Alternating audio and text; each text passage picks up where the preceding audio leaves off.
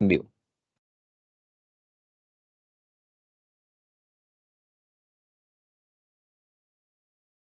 Buenos días, mi nombre es Felipe Fuenzalida, gerente de Altos Patrimonios, y junto al equipo de Visa Inversiones le damos la bienvenida a nuestro webinar de hoy, Mercado Global y Local en Perspectiva, las claves para invertir. Para esto nos acompaña Sebastián Sensacua, que nos hará un repaso de lo que ha estado pasando en los mercados los últimos meses y nos dará una visión hacia adelante.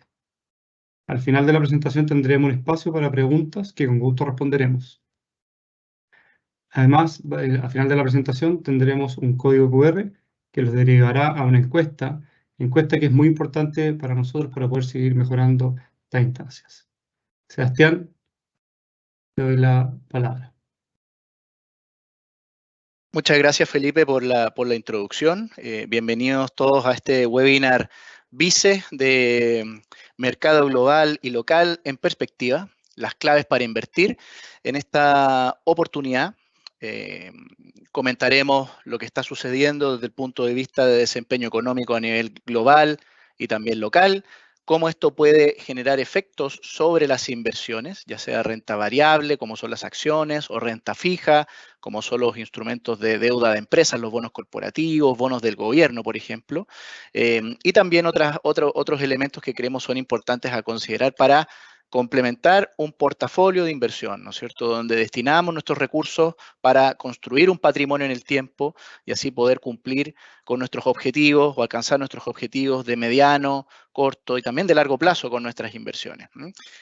El 2022 fue un año bien revuelto desde el punto de vista de desempeño para los activos financieros y el 2023 tampoco es la excepción. Hemos tenido un desempeño por el lado de los mercados que ha sido bastante fuerte o positivo en el transcurso de este año, luego de un 2022 más negativo. Acá en el fondo tenemos desempeños por el lado de las rentabilidades en pesos chilenos, ¿ya?, que en el fondo vemos que por el lado del tipo de cambio, la variación dólar-peso, en el transcurso de este año, si nos centramos en el gráfico a la derecha, se ha visto una baja del tipo de cambio. Partimos con un tipo de cambio que partió en torno a 840, casi 850, y hace los últimos días, un par de días atrás, llegó a 795, ha estado más o menos en torno a esos niveles durante los últimos días, por lo que hemos visto una baja del tipo de cambio en torno a un 6,4% más o menos, lo que afecta las rentabilidades de los mercados internacionales al expresarlas en moneda local, en peso chileno.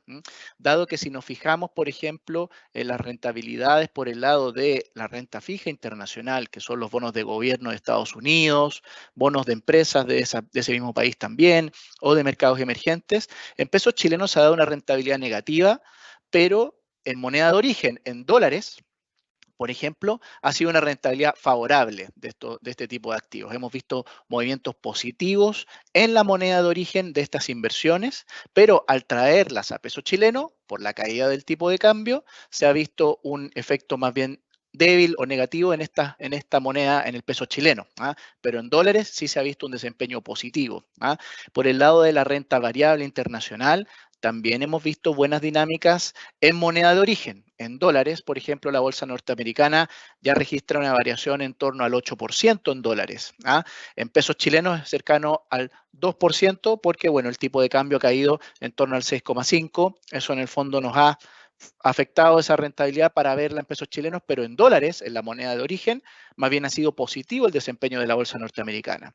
En mercados desarrollados ex Estados Unidos, la misma historia. También buen desempeño por el lado de la moneda de origen en estos mercados.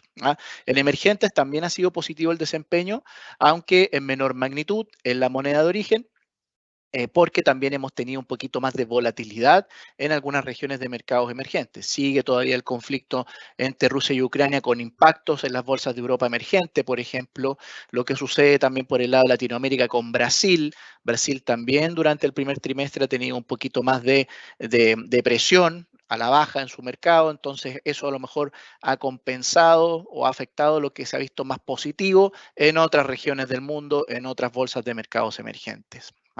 Por el lado de Chile, se ha dado una rentabilidad positiva en el IPSA. El índice accionario local ha tenido un buen desempeño en lo que va del año, explicado por alzas en precios más bien de acciones que por el tema regulatorio local estuvieron muy presionadas en los últimos años, y más bien han tenido un mejor desempeño últimamente. Sector eléctrico también ha tenido una buena dinámica ahora en el último tiempo, principalmente porque se ha visto una mejora operacional o se percibe que pueda existir una mejora operacional en las compañías generadoras en este año, debido a que el costo de la energía ha ido retrocediendo respecto a lo que vimos el 2022. El precio del gas natural, por ejemplo, ha retrocedido bastante. Entonces, ese insumo que se utiliza para la generación eléctrica, como ha bajado de precio, puede implicar una mejora operacional en las compañías y que permita un mejor desempeño también por el lado de las utilidades. También la expectativa de que venga un fenómeno climatológico del Niño, por ejemplo, este año, que es un fenómeno en donde la temperatura del Pacífico en la parte de nuestra región aumenta la temperatura, lo que genera obviamente la formación de nubes y mayor lluvia posiblemente. Eso podría mejorar la hidrología nacional y permitiría también que generadoras que utilizan esa fuente de generación como la hidrología también se vean impactadas positivamente. Algo de eso también ha impactado o ha favorecido el desempeño de la bolsa local en lo reciente.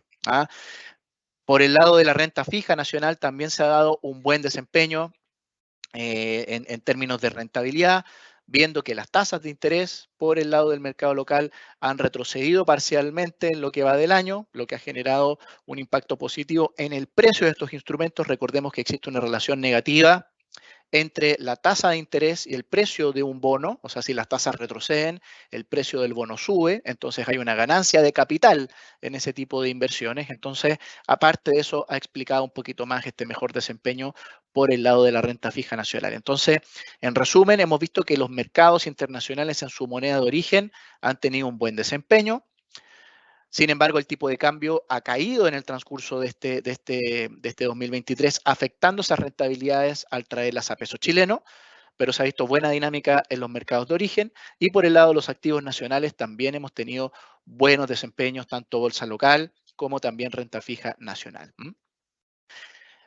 Esto significa de que posiblemente ya ha pasado lo peor del punto de vista de las inversiones y que a lo mejor estamos en un mejor desempeño hacia adelante. En nuestra opinión, en Visa Inversiones, creemos que la situación todavía sigue siendo más bien de cautela o de tener resguardos con las inversiones.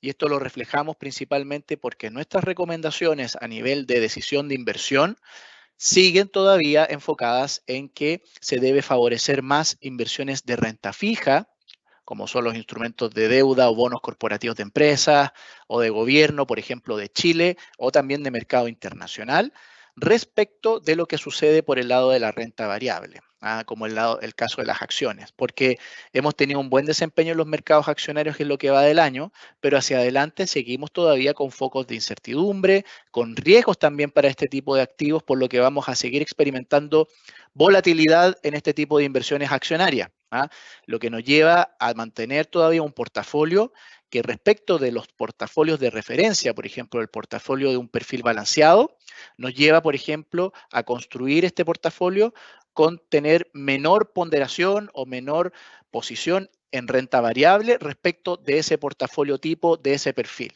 Si, por ejemplo, un portafolio balanceado es 50-50, 50 renta variable, 50 renta fija.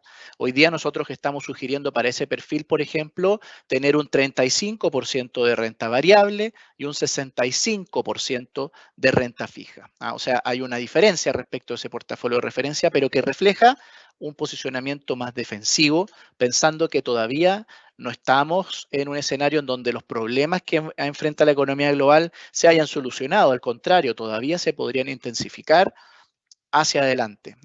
Entonces, eso más bien es lo que estamos destacando desde el punto de vista de recomendación en las inversiones tradicionales, pero también creemos que agrega valor el complemento de inversiones como, por ejemplo, de activos alternativos, activos que no necesariamente se comportan similar a las acciones, por ejemplo, a los mercados accionarios y que nos entregan mayor retorno, pero obviamente se exige también para ese tipo de inversiones una permanencia mayor de tiempo, o sea, tenemos que estar más tiempo invertidos posiblemente en ese tipo de inversiones alternativas. Hay valor ahí obviamente con cierta discriminación, no cualquier tipo de activo alternativo, creemos nosotros, y por el lado también de otros productos que complementan bien un portafolio para mejorar el perfil de retorno, son, por ejemplo, los productos estructurados. Fondos, por ejemplo, que se diseñan para cumplir un cierto objetivo de retorno esperado en un cierto plazo definido a vencimiento.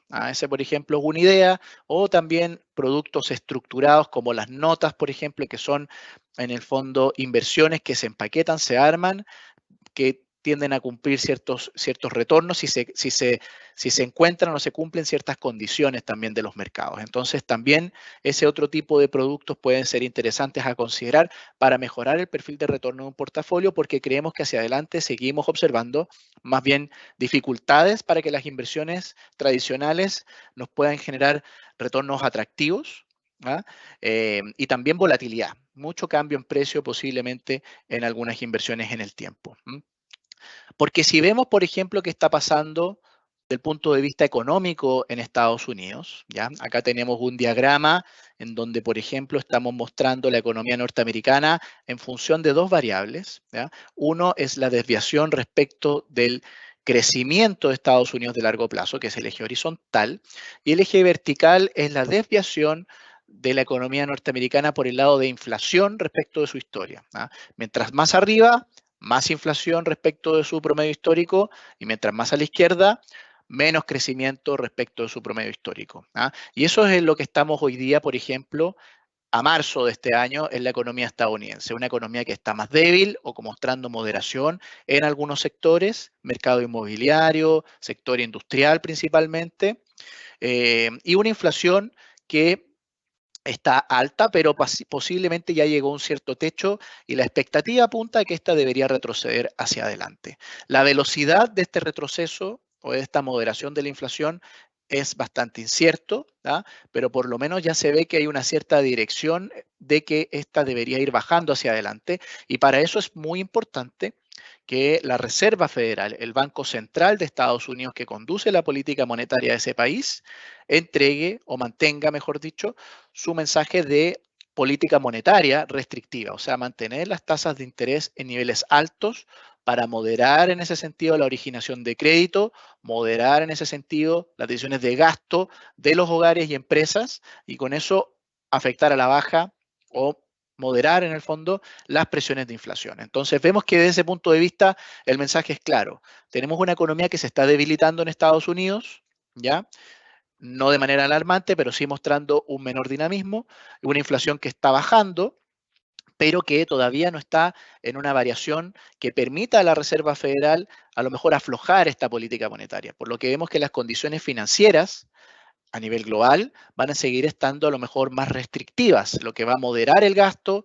Vamos a tener impactos a la baja sobre el crecimiento en ese sentido, por lo que con esa información las acciones posiblemente van a seguir teniendo dificultad para mostrar buenos desempeños, porque las acciones o la renta variable es más bien un tipo de inversión que se comporta mucho mejor en escenarios donde el crecimiento es alto y la inflación es baja. O sea, en este cuadrante posiblemente. Y más bien no estamos en ese cuadrante con esta información, sino que más bien estamos en el cuadrante opuesto, por decirlo de alguna manera. Entonces, eso nos da a entender de que más bien las inversiones de renta fija son las que hoy día, relativo a un portafolio de referencia, por ejemplo, de un perfil de inversionista balanceado, nos lleva más bien a tener mayor posición que ese portafolio. Mientras que en la renta variable, mantener una menor posición respecto de ese portafolio de referencia. Sumemos también otros argumentos también que están dificultando posiblemente la gestión de los portafolios. Hoy día creemos nosotros que hay un cierto tironeo, una cierta tensión respecto de la visión que se tiene para algunas inversiones hacia adelante por el contexto que estamos enfrentando de una inflación que está muy volátil. En el fondo viene de tasas muy altas, pero está muy variable todavía, con alta incertidumbre, ¿ya?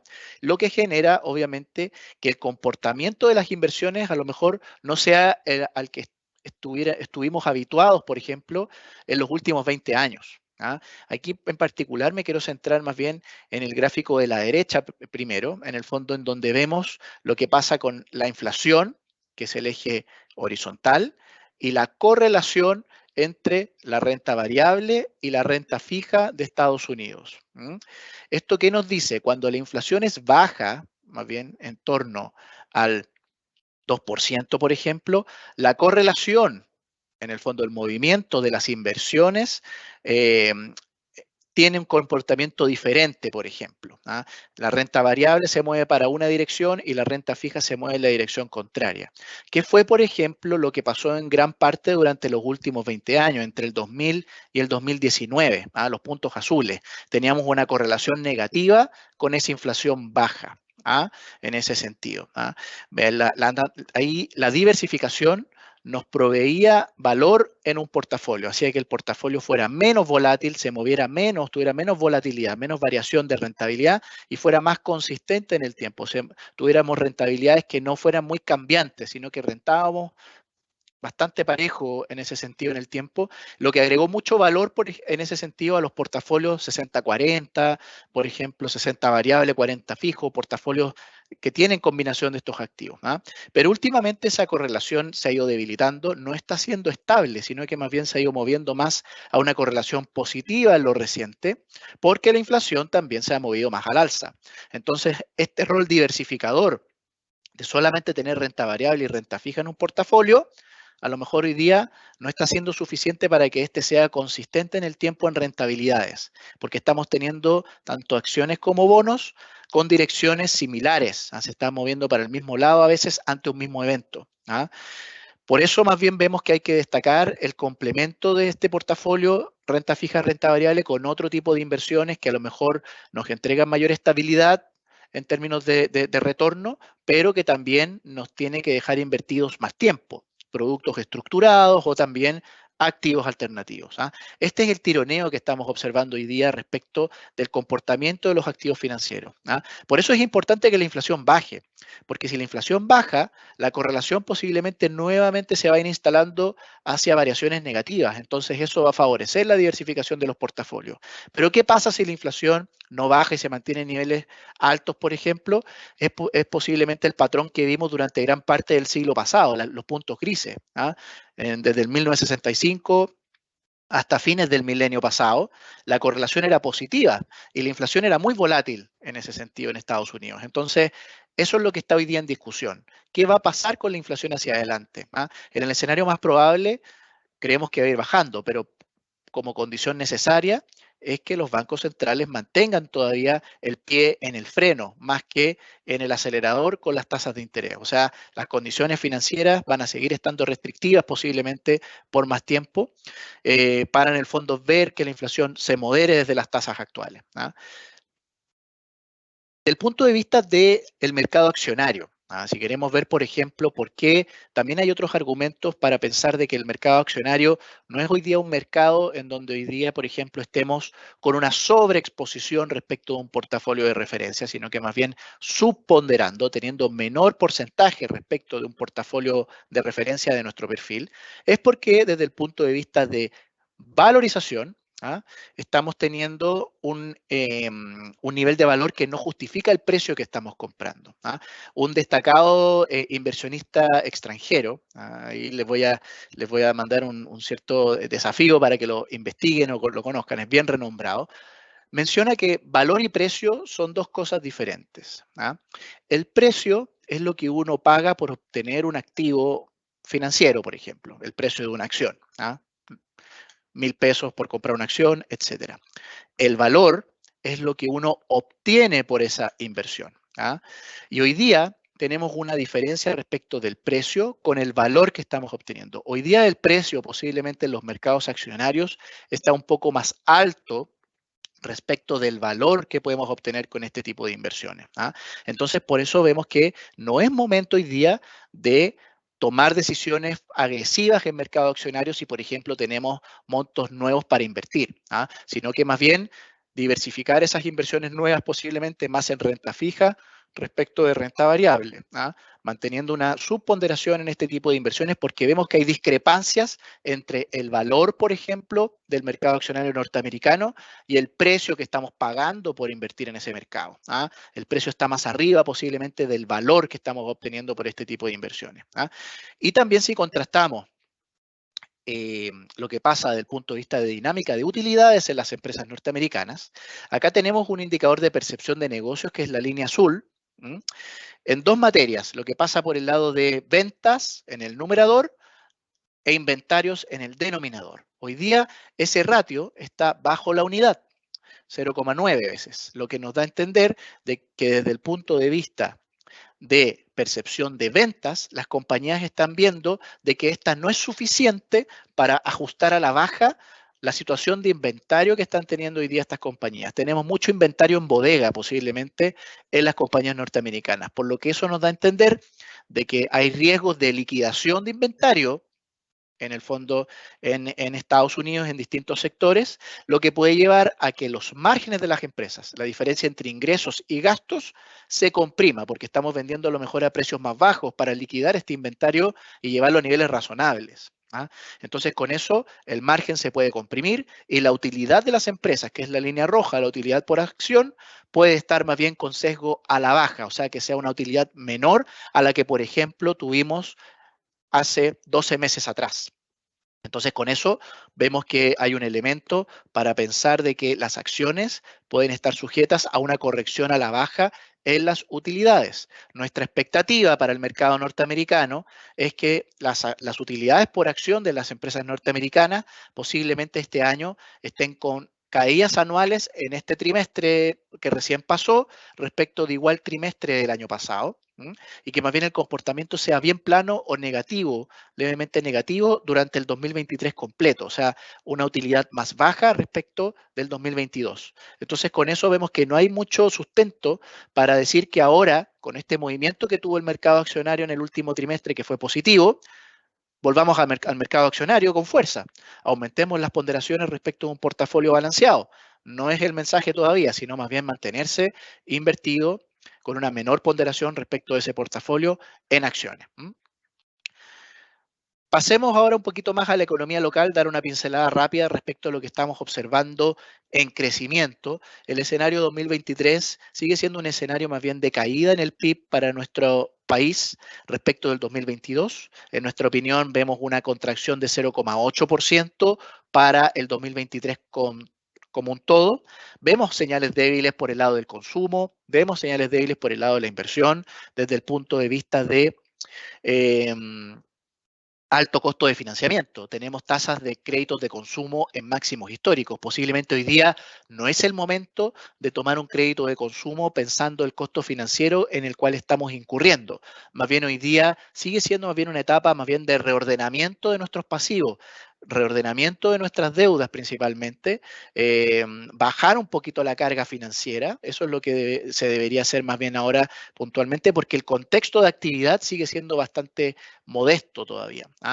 Si bien es menos negativo de lo que se pensaba, por ejemplo, hacia fines del año pasado, sigue siendo un escenario negativo todavía desde el punto de vista de actividad, por lo que más bien hoy día, desde el punto de vista de gestión de presupuesto posiblemente de un hogar en ese sentido, no es momento todavía de lanzarse con decisiones importantes de consumo, posiblemente porque los costos financieros están altos, sino que más bien hoy día decisiones de ahorro, decisiones de inversión, más bien son lo que hay que ir tomando para ese hogar en particular.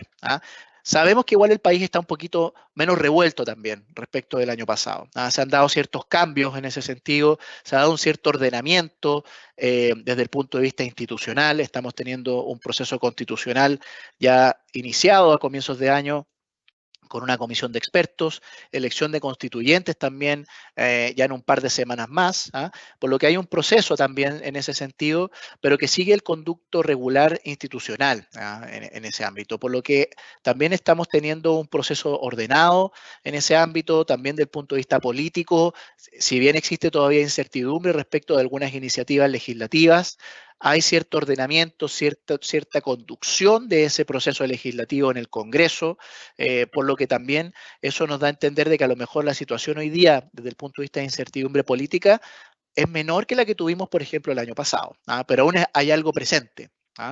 Entonces, con eso vemos que el panorama de actividad sigue siendo débil para este año. Y en inflación, Luego de una inflación muy alta el 2022, estamos esperando más bien una inflación que alcance el 5,2% 2023, una variación menor que el año pasado, pero aún así una variación que está por sobre los objetivos del Banco Central de Chile. Los objetivos del Banco Central de Chile es una inflación entre 2 y 4%, por lo que vemos que en ese ámbito aún lleva al Banco Central a mantener una política monetaria que sigue siendo restrictiva de respecto de la historia, pero a lo mejor con cierto espacio para a lo mejor entregar ya algo menos restrictivo hacia adelante. ¿Ah? Porque si vemos lo que está pasando desde el punto de vista de expectativas del mercado y también nuestras, vemos que posiblemente ya hacia fines de año tengamos un menor nivel de tasa de interés respecto del cual tenemos hoy día. ¿Ah? Hoy día la tasa de política monetaria está en torno al 11,25%. ¿Ah? Pero este mix de inflación y crecimiento que mencionamos anteriormente, podría entregar un espacio al Banco Central de Chile para bajar su tasa de política monetaria hacia el último trimestre de este año. Nuestra expectativa es que la tasa baje cerca de 200 puntos base, o sea, del 11,25 al 9,25 fines de este año y que siga bajando posiblemente el 2024. ¿Ah? ¿Cómo eso puede interactuar en nuestras recomendaciones en renta fija nacional? Como mencionamos, la renta fija chilena sigue siendo un tipo de inversión que creemos agrega valor en un portafolio. ¿Ya? Y acá tenemos que hacer dos distinciones. ¿Cuál es el objetivo táctico que podemos obtener con este tipo de inversiones? Un objetivo más de corto plazo. ¿Y cuál es el objetivo estratégico? ¿Ah? ¿Para qué tenemos inversiones de renta fija mirando el largo plazo? ¿Ah? De corto plazo, el objetivo táctico posiblemente sigue siendo todavía ir favoreciendo instrumentos en pesos de corto plazo. ¿Ah? Hoy día las tasas, por ejemplo, de depósitos a plazo a nivel mensual, siguen siendo todavía bastante altas, con una rentabilidad en torno al 0,9%. ¿Ah? Renta fija de corto plazo también está más o menos en torno al 0,7, 0,7% mensual, 0,8% mensual.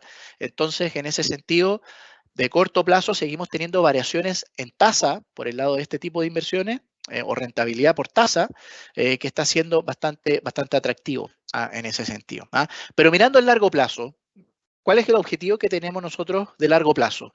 Ganarle a la variación de la inflación, ganarle a la UEF, ¿no es cierto? Y en ese sentido, la renta fija en UEF de plazos medios es la que hoy día posiblemente nos agrega valor del punto de vista de tasa de interés ajustado por el plazo y porque también respecto de otras categorías de renta fija de similar plazo es menos volátil. Es una categoría que también se comporta un poquito más estable en ese sentido respecto de otras categorías de renta fija. Entonces vemos que desde ese punto de vista, la renta fija en UEF de plazos medios para el objetivo estratégico de ganarle a la inflación agrega valor, porque hoy día tenemos tasas en ese tipo de inversiones positivas, están UEF más algo, esas inversiones hoy día. Entonces, por ese lado vemos que la renta fija en UEF con fin estratégico para ganar a la inflación, estamos hoy día con niveles de tasa interesantes para tomar posiciones mirando un horizonte de largo plazo, sobre 12 meses. Ese es como el horizonte pensando de decisión de inversión con ese tipo de renta fija. El objetivo táctico, que es 6 meses, posiblemente los instrumentos nominales de corto plazo siguen todavía entregando un buen retorno por tasa de interés. Del punto de vista de renta fija internacional, que también es otro tipo de inversiones que tenemos en nuestros portafolios recomendados y en nuestros fondos destacados, nuestros fondos multiactivos. Vemos que desde el punto de vista de la renta fija de mejor clasificación de riesgo en Estados Unidos, hay valor, hay buen atractivo de tasa de interés, porque si vemos el gráfico de la izquierda, del punto de vista de volatilidad realizada de este tipo de inversiones, desde el punto de vista histórico, y tasas ajustadas por plazo, por la duración de ese tipo de inversiones, la renta fija de buena clasificación de riesgo en Estados Unidos y de corta duración está con buenos niveles de tasas de interés. Tasas de interés en torno al 5,5-6% en dólares, por lo que es una alternativa que a lo mejor es atractiva para complementar un portafolio por el lado de la renta fija internacional. Si queremos aumentar el riesgo o la volatilidad de las inversiones, moviéndolos a la derecha, ¿no es cierto?, este gráfico, tenemos la renta fija emergente. Y en ese caso, la renta fija corporativa latinoamericana está entregando un mayor nivel de tasa de interés ajustada por plazo respecto de otras categorías de ese mismo espectro. Entonces vemos que Si queremos aumentar el riesgo del portafolio buscando un mayor retorno también no solo por tasa, sino también por ganancia de capital, la renta fija corporativa emergente entrega valor por el lado latinoamericano. Y si seguimos aumentando a lo mejor el riesgo, posiblemente también en Estados Unidos con la deuda corporativa de clasificación de riesgo más débil, también se ve que a la misma volatilidad hay una mayor tasa de interés ajustada por plazo. Pero vemos que por ese lado hay una cierta divergencia respecto de lo que está reflejando este activo en tasa de interés y lo que pasa con la actividad económica. Y eso lo contrastamos mucho con el gráfico de la derecha, en donde vemos que, por ejemplo, la percepción de negocios de las compañías norteamericanas, que es la línea celeste, está en niveles de 45 puntos, lo que es un nivel de pesimismo posiblemente para estas compañías hacia adelante.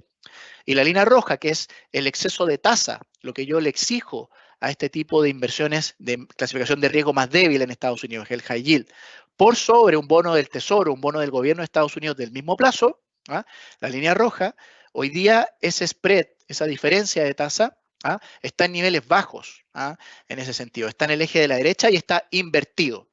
Por lo que vemos que más bien este spread debería ir aumentando en el tiempo, pensando que el escenario económico no justifica este nivel de spread. Aquí, nuevamente, parafraseando a este inversionista destacado a nivel internacional, valor y precio. Estamos viendo en el high yield norteamericano un precio que no se justifica por el valor que estamos obteniendo. El valor que estamos obteniendo en este tipo de inversiones posiblemente no está siendo justificado por el nivel de precio que estamos obteniendo hoy día. Estamos comprando a lo mejor caro este tipo de inversiones y esperamos que pueda venir un sinceramiento o un ajuste en el spread hacia adelante. Por lo que vemos que a lo mejor este punto que está acá a la izquierda posiblemente pueda estar más arriba respecto de lo que está ahora. Esperemos a que se desajuste antes de comprar.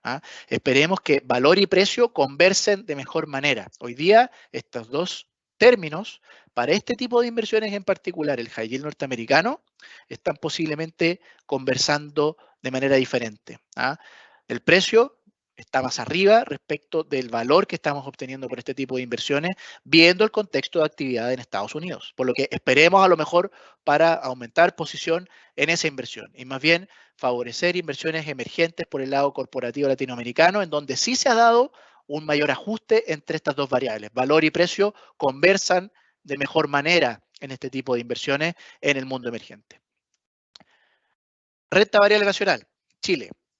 Desde el punto de vista de valorizaciones, estamos en niveles extremadamente bajos. La bolsa chilena, desde el punto de vista de valor, está atractivo tanto respecto de la historia, que es el gráfico de la izquierda, como también respecto a mercados emergentes.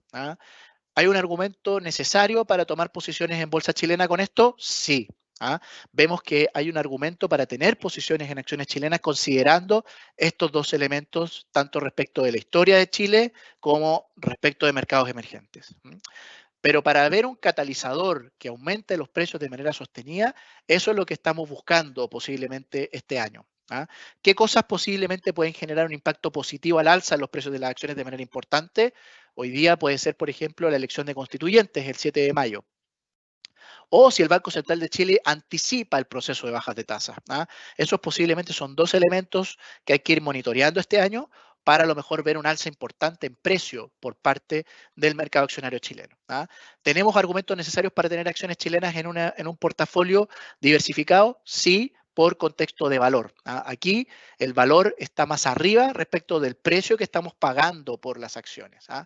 Pero ese ajuste en valor, para que se vea en precio, tenemos que ver eventos que generen ese impacto.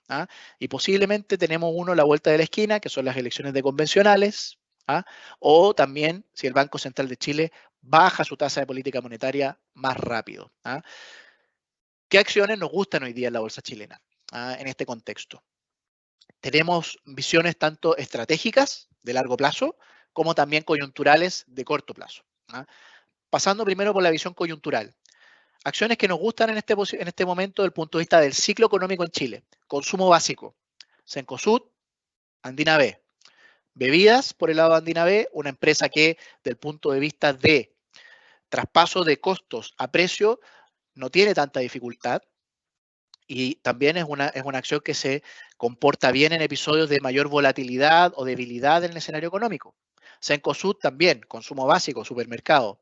También tenemos ahí un elemento de mayor estabilidad posiblemente desde el punto de vista de flujo de esa empresa, operacional. Sector eléctrico, en el Chile.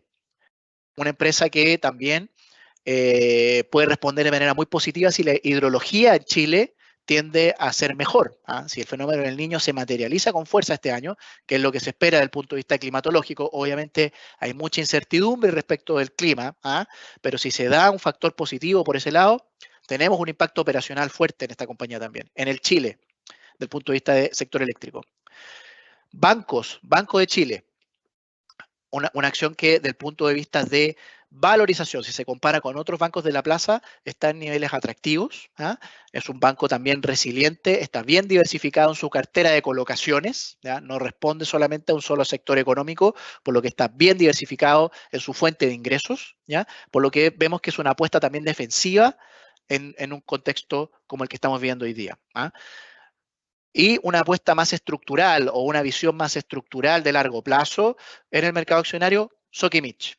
Vemos que es una acción que hoy día ha estado bastante presionada en este año por la caída de los precios del litio en el mercado spot, lo que se transa día a día en este tipo de acciones, pero mirando un horizonte más largo de tiempo, es una compañía que está bien perfilada en ese contexto de la electromovilidad. Los precios del litio igual nuevamente podrían volver a subir, dado el fenómeno de una demanda que va a ir en aumento por este tipo de materias primas. Entonces también vemos que Sokimich, desde el punto de vista más secular, más de largo plazo, sigue siendo también una acción atractiva para tener en un portafolio. También porque la política de dividendos también de esta empresa está favorable también en la coyuntura actual, porque a pesar de la corrección de los precios del litio últimamente, Sokimich igual está en un buen posicionamiento desde el punto de vista operacional. Entonces tenemos también un factor de utilidades o de dividendos que podríamos percibir en el corto plazo, que no es para nada despreciable también en esta compañía en particular. Respecto de la historia, por lo general las compañías de materias primas no son compañías que repartan altos dividendos, sino que más bien son compañías que están constantemente en crecimiento, invirtiendo en nueva capacidad, etcétera. Pero respecto de la historia, hoy día a lo mejor Sokimich está con un perfil de dividendo más atractivo respecto de cómo era antes.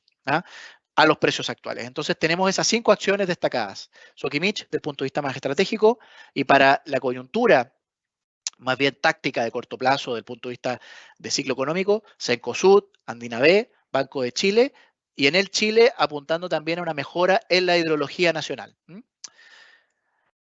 Renta variable internacional, ya hablamos bastante respecto de este mercado en particular por el lado de las valorizaciones, la diferencia entre valor y precio. Vemos hoy día de que relativo a la renta fija, lo que nos paga la renta fija por tasa de interés, las acciones no están en niveles atractivos. El premio por riesgo, el exceso de rentabilidad que yo le exijo a este tipo de inversiones por sobre inversiones más conservadoras de renta fija. Por lo que vemos que se refuerza el punto de que más bien hoy día no es momento de sobreponderar inversiones en renta variable respecto de un portafolio de referencia de nuestro perfil.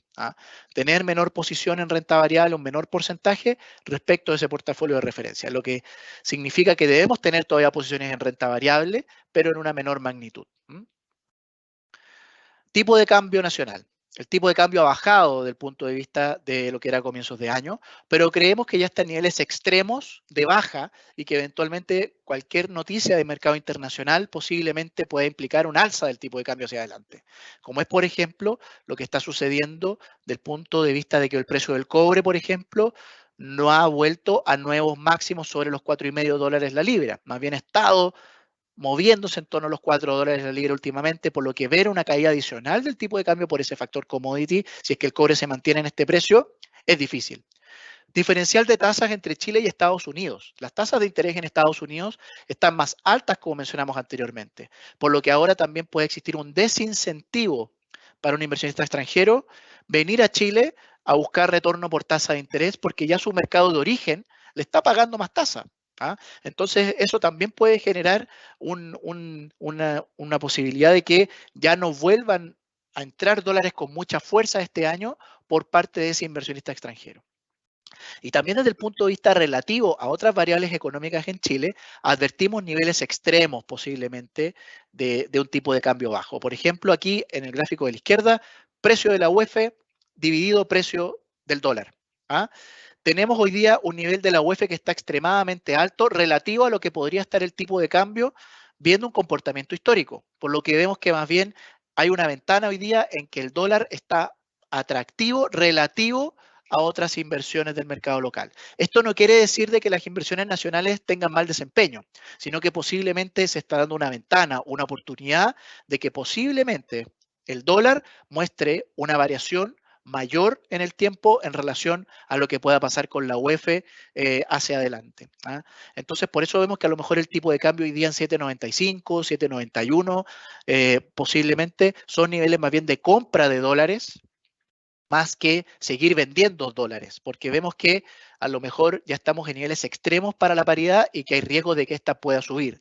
Más aún si es que el extranjero, como les mencionaba anteriormente, está menos agresivo en vender dólares en el mercado, sino que más bien está tratando de disminuir esa posición de venta de dólares últimamente, lo que puede llevar a que el tipo de cambio suba, ¿ya? Entonces, hay elementos para suponer de que hay un alza del tipo de cambio o un riesgo de alza de tipo de cambio en el corto plazo. Por lo que si hay intenciones de pagar la tarjeta de crédito por los viajes que tuvimos en las vacaciones, es la oportunidad hoy día posiblemente, en nuestra opinión, a los niveles de dólar que estamos teniendo hoy en día. Y si queremos tomar decisiones de inversión con dólares en el mercado internacional, hoy día es oportunidad de compra, en nuestra opinión. Y ahí las inversiones que podríamos enfocarnos con esos dólares es renta fija internacional, renta fija corporativa latinoamericana de buena clasificación de riesgo o renta fija corporativa en Estados Unidos de buena clasificación de riesgo también.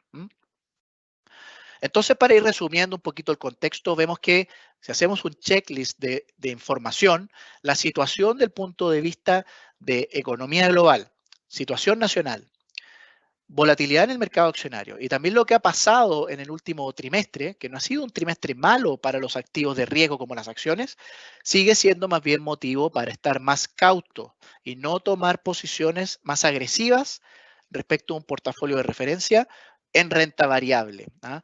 De hecho, como les mencionaba anteriormente, para un perfil balanceado hoy día en renta variable y renta fija, estamos recomendando hoy día tener hasta un 35% en renta variable y un 65% en renta fija para un perfil balanceado. Para un perfil muy agresivo, un perfil que es accionario principalmente, igual estamos recomendando tener posiciones en renta fija, hasta un 30%, 70% en renta variable, 30% renta fija, ¿ah? Para un perfil muy agresivo.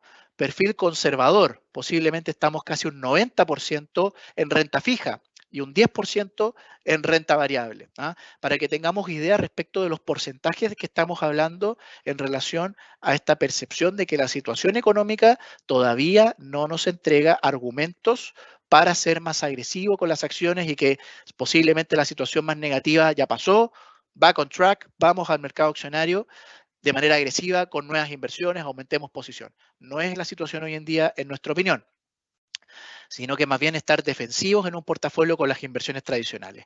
Y desde el punto de vista de complementos, sí creemos que todavía agrega valor tener inversiones en activos alternativos, por ejemplo, o también en productos estructurados. ¿Ah?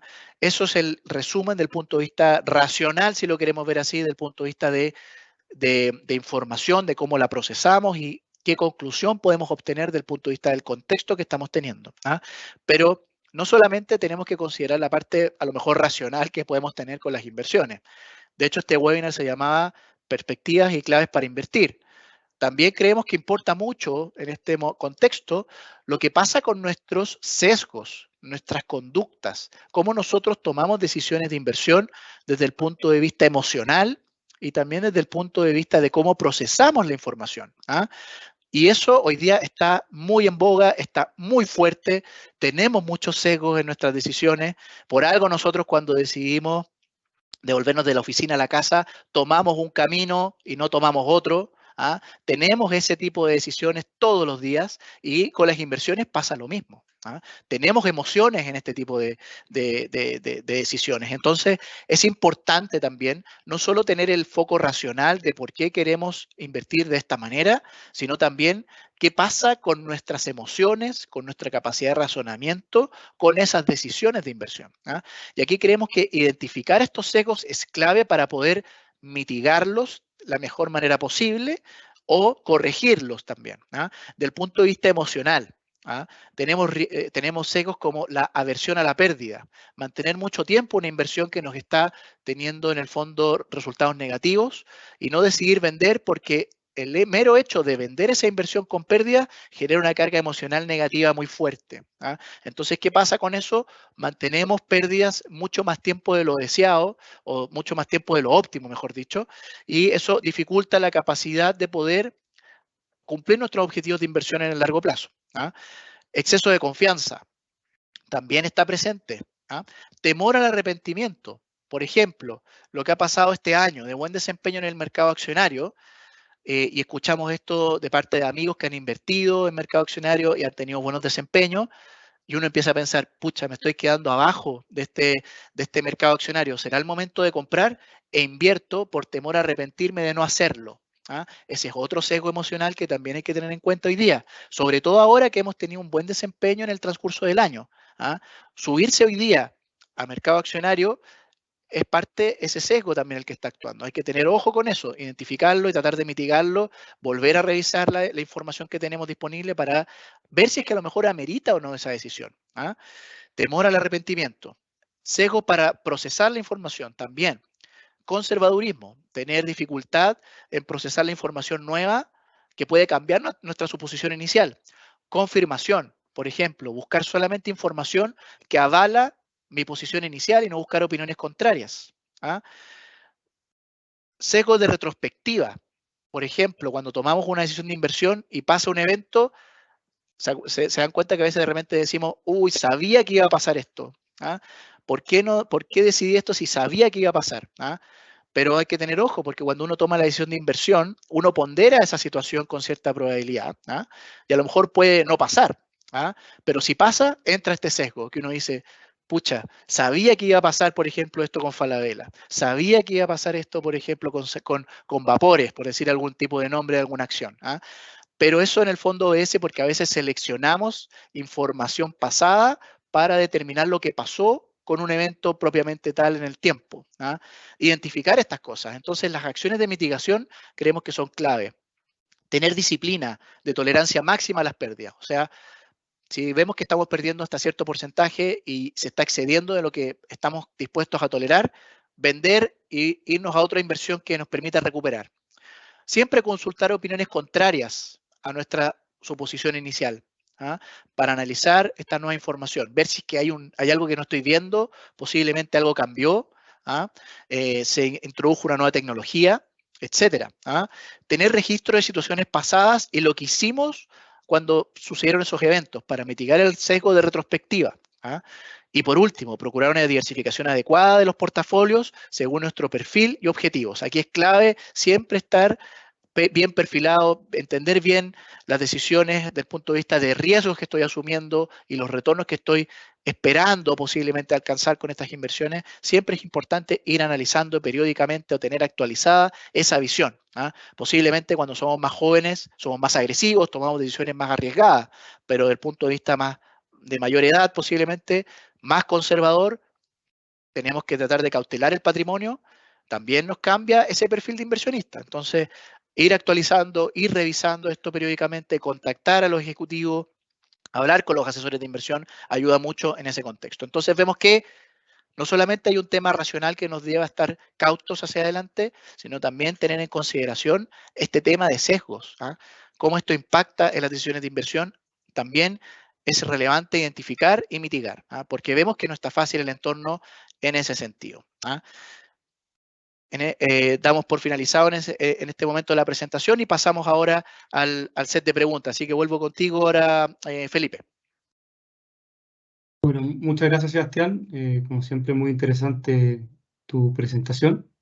Y ahora abriendo el espacio de preguntas, ahí nos están llegando de parte de la audiencia varias preguntas, las que te voy a comentar. Y la primera tiene que ver con los activos alternativos. ¿Cómo ven los activos alternativos como activos complementarios a los portafolios de inversión, dado que las perspectivas de tasa se mantengan por un tiempo más prolongado? Bueno, como tú mencionas, Felipe, las tasas de interés están en niveles altos en Estados Unidos, lo que nos lleva a ver de que algunos activos alternativos posiblemente están perdiendo atractivo respecto de otros. ¿Ah? Por ejemplo, hoy día posiblemente la deuda privada, desde el punto de vista de tasa de interés, no se está viendo tan atractiva respecto a lo que sí podemos obtener en los mercados públicos, ¿ya? Por lo que en ese sentido, a lo mejor, decidir invertir hoy día en deuda privada, que es, por ejemplo, financiamiento directo a empresas o créditos oportunísticos, financiamiento en empresas que están con distrés, con dificultad para acceder al mercado de capitales, por ejemplo, hoy día, a lo mejor el riesgo que está entregando, el riesgo que está teniendo ese tipo de inversiones por la rentabilidad esperada, a lo mejor ya no es tan atractivo si se compara con lo que pasa con la deuda de empresas que transan en los mercados públicos que están en niveles de tasa atractivos. Por lo que a lo mejor la deuda privada hoy día no es el foco en el cual estamos entregando mayor convicción de recomendación. En otros activos alternativos sí vemos que hay oportunidades. Activos inmobiliarios, por ejemplo, de desarrollo en industrias, por ejemplo, asociadas con fines habitacionales, multifamily, por ejemplo, en Estados Unidos, sí vemos que se perfila como una categoría atractiva de alternativos a invertir hoy día por el contexto de que es un activo que es muy estable desde el punto de vista de flujo, tiene una tendencia demográfica atractiva en algunas ciudades de Estados Unidos. Vemos que, por ejemplo, los estados del sur de Estados Unidos, lo que se conoce como el Sun Belt, me refiero a Arizona, Texas, Florida, North Carolina, etcétera, hoy día están con tendencias demográficas favorables, por lo que el desarrollo multifamily, habitacional, en ese tipo de estados hoy en día se está viendo interesante. Por lo que alternativos inmobiliarios de desarrollo, multifamily o también de renta por el lado multifamily, habitacional, departamento me refiero, se ve atractivo en este contexto. Oficinas, por el contrario, sí vemos que es un activo a lo mejor inmobiliario que hay que tener mayor cautela porque la vacancia en las oficinas hoy día está más alta en Estados Unidos, por lo que el flujo por arriendo se está viendo un poquito más complicado y el costo de financiamiento de esos activos también está más alto. Entonces, oficinas a lo mejor están un poquito más afuera. Multifamily, habitacional, posiblemente sigue siendo más atractivo hoy en día o con oportunidades para tomar decisiones de inversión en ese contexto ahora. Y por el lado de capital privado, private equity, por ejemplo, compañías que no transan en bolsa, hoy día también estamos con riesgos de corrección a la baja en el precio de estos activos, por lo que más bien es una oportunidad, creemos nosotros, más bien para decidir invertir hoy día mirando el largo plazo, dado que no estamos comprando a precios caros. Valorización, precio. Volvemos a esas definiciones. Hoy día posiblemente estamos teniendo un nivel de valor que está mejor en relación al precio que estamos pagando con este tipo de inversiones, por lo que también el private equity puede ser una alternativa para decidir invertir también mirando un plazo más largo de tiempo, no un plazo más corto. Sí, esas son las oportunidades que estamos viendo hoy día en alternativo. Perfecto. Hoy, una segunda pregunta, dada tu presentación donde indicas que tu baja preferencia por mercado de renta variable, ¿es aconsejable vender? Bueno, hoy día en el fondo vemos que el mensaje, si bien está de un escenario económico que está con bastantes desafíos y vientos en contra, nosotros no estamos sugiriendo deshacernos completamente de las posiciones en renta variable. Seguimos creyendo que todavía amerita tener posiciones en este tipo de inversiones, pero en un menor porcentaje respecto a un portafolio de referencia, porque vemos que todavía puede haber episodios en donde las acciones se puedan comportar bien en el tiempo. Vemos que hoy día la volatilidad está alta.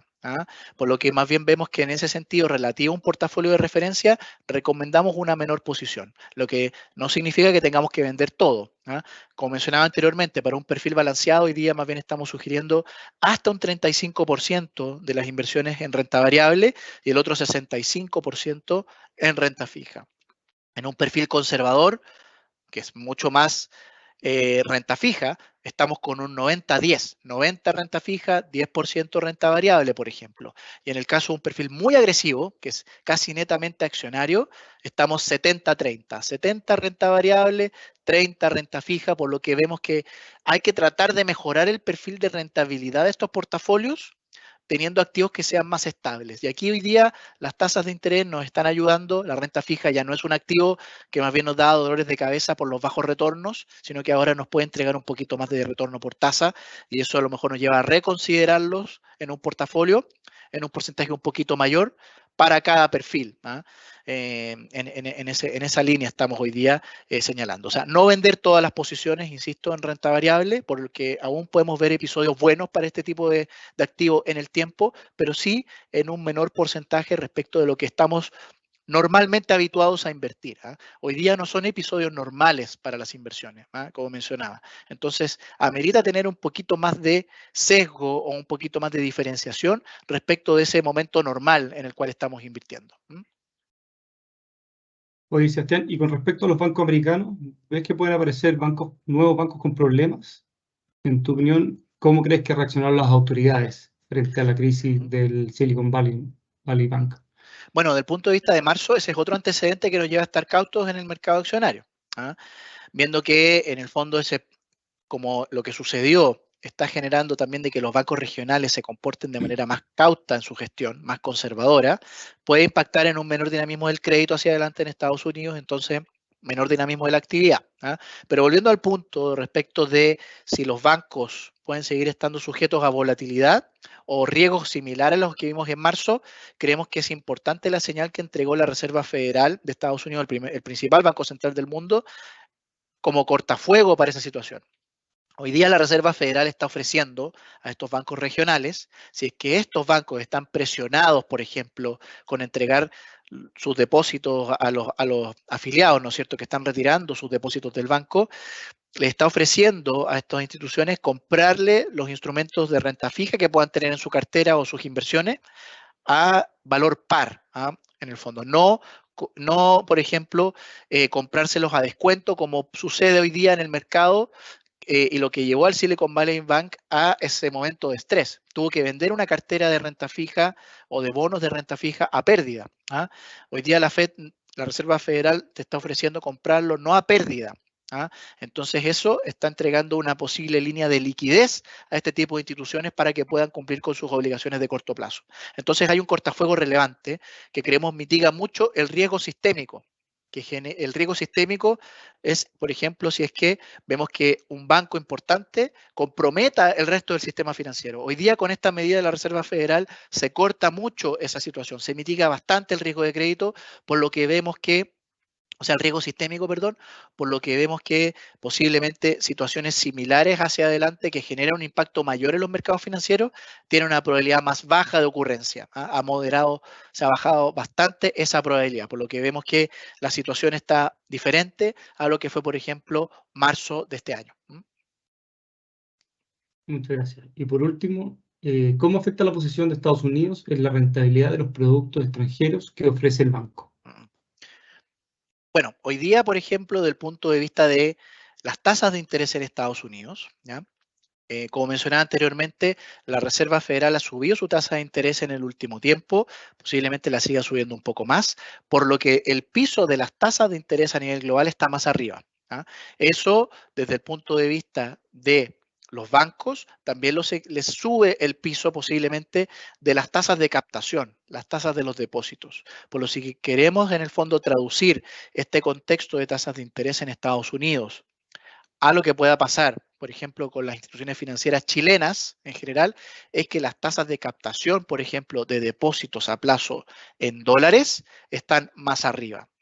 A modo de ejemplo, posiblemente hoy día podemos encontrar tasas de depósitos a plazo a un año en bancos de la plaza, en dólares, con tasas del orden del 5%, posiblemente, o un poquito más arriba, porque esas tasas reaccionan mucho con lo que pasa con la política monetaria de Estados Unidos. Entonces, como consecuencia directa, vaso comunicante, es que si las tasas de interés en Estados Unidos están más arriba, para la industria, para los bancos en general, las tasas de captación en esa moneda también deberían tender a ser más altas. Sí. Perfecto. Bueno, no habiendo más preguntas, así llegamos al fin de este webinar. Muchas gracias por haberse conectado y los esperamos en un próximo evento Visa.